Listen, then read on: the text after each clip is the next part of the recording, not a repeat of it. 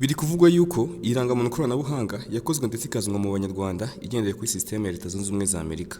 Bikavugwa yuko u Rwanda rwazanye iyi sisiteme y'irangamuntu koranabuhanga kugira ngo rube igihugu cy'igihangange nka Leta Zunze Ubumwe za Amerika.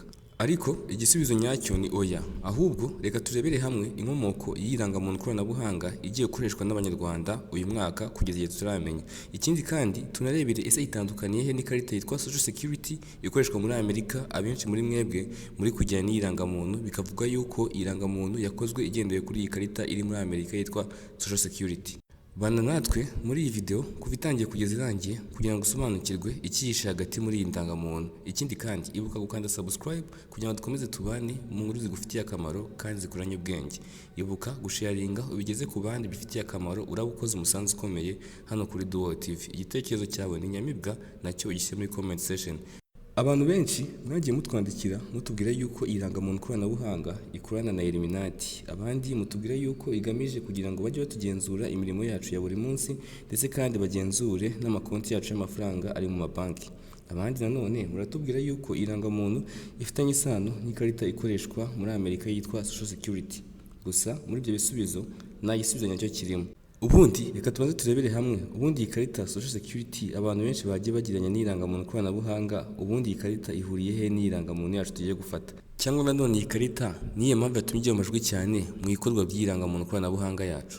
Ubundi iyi Social Security card ni ikarita ihabwa buri munyamerika cyangwa umwimukira ushaka ubwenegihugu bwa Amerika ndetse n'undi muntu wese ushaka ubwenegihugu bw'iki gihugu. Kimara kububona bahita baguha iyi karita. Bivuze iki rero? Iyi karita ikintu bigamije ni ukugira ngo bagenzure amakuru yawe yibanze, nk'urugero imisoro yawe yishyurwa ute, bakareba imyitwarire yawe habiye mu muhanda, hari imyitwarire yo muri sosiyete n'abandi.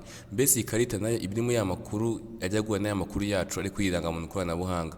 Gusa none itandukanye ririmo rikomeye, iyi karita yo nta chip igira. Chip twabivuzeho mu kiganiro cyacu cyabanje. Chip ni ya systeme ituma nyine ikintu kiba invisible n'igifatike ntikiboneke. Mu gihe nyine iyi karita urumva ko urayifata ni ikarita isanzwe. Ariko nyamara yarangamuntu yacu koranabuhanga yo izaba ifitemo chip, izajya bituma nyine idafatika, itameze nk'irangamuntu twari dusanzwe dufite. Bikazajya bituma nyine aho ugiye hose nta mpamvu yo kongera kwitwaza irangamuntu iyi ngiyi ifatika. Nyine murabizi byagiye ibibazo byinshi, kuyibura, kwibwa kwayo bikagutera ikibazo. Gusa nyine iyi ngiyi yo bazaduha, iyi ngiyi ntabwo izaba ifatika, ni code bazajya bakubwira aho ugiye hose, ukaba watanga za code cyangwa either ugashyira fingerprint, ubwo ndi kuvuga igikumwe cyawe cyangwa ijisho ry'imboni, ukabyerekana bagatabasha kumenya amakuru yawe n'ibikugize byose.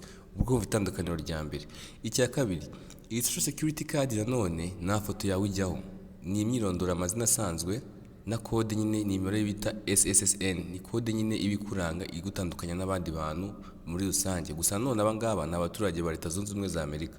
Mu gihe irangamuntu yacu isanzwe cyangwa irangamuntu koranabuhanga nayo bagiye kuduha izajya iriho n'ifoto yawe, urumva ko nyine nta hantu bihuriye. Nanga niho hantu hambere tugomba gushyiramo umukoro tuvuga yuko irangamuntu yacu y'u Rwanda itari kugendera kuri sisitemu y'Abanyamerika kugira ngo ituzanire irangamuntu iri digitali. Gusa nanone uhita wumva yuko irangamuntu yacu koranabuhanga kuba ifite chip bituma iba system ya danger kurusha iyi Social Security card yo muri Amerika. Nubwo iyi Social Security card yo muri Amerika ifatika nta chip igira, gusa nayo ikoze mu ikoranabuhanga rikataje riteye imbere cyane, ku buryo umubyeyi wese ufite iyi karita iyo umwana akoze amakosa ari ku ishuri mu gihe batari kumwe, nanone iyi karita ayo makosa yitazaho. Ni ukuvuga ati mu gihe ashatse muri system tutaramenya uburyo bikorwa, tuzifashisha abavandimwe bacu bari muri Leta Zunze Ubumwe za Amerika badusobanurire, ariko nyine ayo makosa none ageza kuri iyo karita.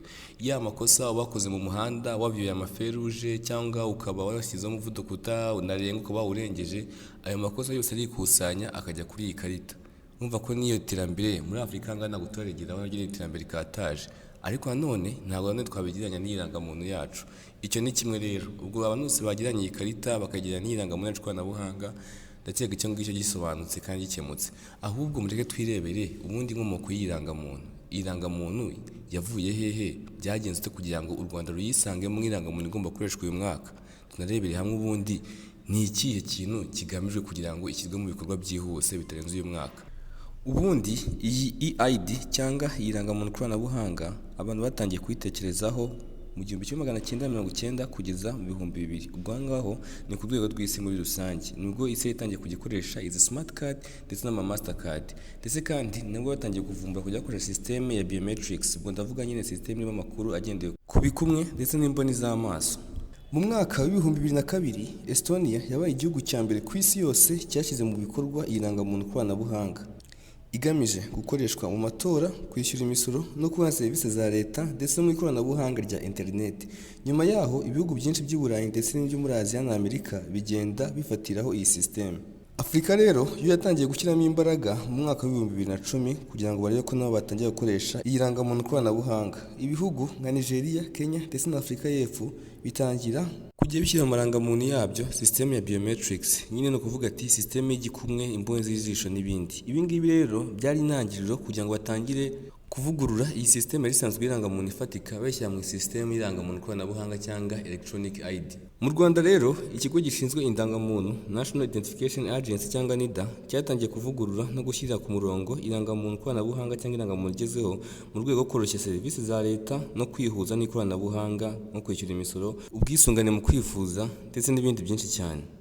Dore impamvu rero z'ingenzi iyi rangamuntu koranabuhanga igomba gukoreshwa na buri munyarwanda wese uyu mwaka kugeza igihe tutaramenya. Impamvu ya mbere ni ukugira ngo igihugu gishobore kugenzura umubare w'abaturage bacyo mu buryo bwihuse kandi bugezweho. Ushobora guhita wibaza, ese ubundi ntabwo bari basanzwe bazi umubare wabo cyangwa bawugenzura? Yego nibyo, byakorwaga bakanamenya n'imibare ariko mu buryo butizewe. Kanguha urugero. Abakora umwuga w'uburaya bazi nk'indangamirwa, abangaba bajyaga baterwa inda n'abagabo batandukanye kuko yagiye acamo abagabo benshi ntamenye se w'umwana ngo ninde. Byatuma ajya kwa muganga yabyara bamubaza se umwana n'umwana wa runaka, bikamugora ugasanga uwo mwana akuze atari mu irangamimerere, mbese nyine yatazwi muri sisiteme n'imwe. Ariko ubu ngubu biroroshye. Ubu ngubu kuko buri wese azajya atanga igikumwe cye, leta izajya ibona igikumwe ni icyande. So bivuze iki rero? Ni ukuvuga ati wa mwana uzajya uvuka bazajya bafata igikumwe cye. Mbere na mbere mu gikumwe harimo DNA, abantu benshi murabizi. Iyo bafata igikumwe cye, ubwo wa mugore hazajya amubaza se umwe mu bagabo mwararanye uzi amazina ye mu bukeka, nyine urabizi akenshi avuga ko umwana amenywa na nyina. Namara kuvuga mu bagabo nka bangahe bose atekereza bace muri bya bikumwe bafite muri sisiteme yabyo. Uwo bibuze guhura DNA na za DNA cya gikumwe cya wa mwana azajya aba ari se, nta kabuza bazajya bamwandikaho. Icyo ngicyo cyakemutse. Ni ukuvuga ati ahangaha wa mwana avugaga ntagire uburenganzira nk'ubw'abandi bana namenye se, ahangaha byoroshye, bizajya biba byoroshye cyane. Ahangaha bazajya bahita bamumenya ndetse kandi batamushyira mu irangamimerere, abashe kubona serivisi nk'abandi bana bose kandi nawe agire umuryango. Icya kabiri, iyi rangamuntu nanone bayizanye kugira ngo serivisi za leta zikomeze kwihutishwa. Abantu benshi murabizi twajyaga dutonda imirongo ahantu twitwaje amadokima, ubwo ndavuga ibyangombwa, abari kuri reception bikabafata umwanya munini banyuzamo amaso bagenda bihindukiza basoma. Ariko ubu ngubu byoroshye cyane, no kujya ucaho ni igikumwe. Kwinjira ahantu hose, kujya guteresha pasiporo winjiye mu gihugu, kujya hehe ni igikumwe.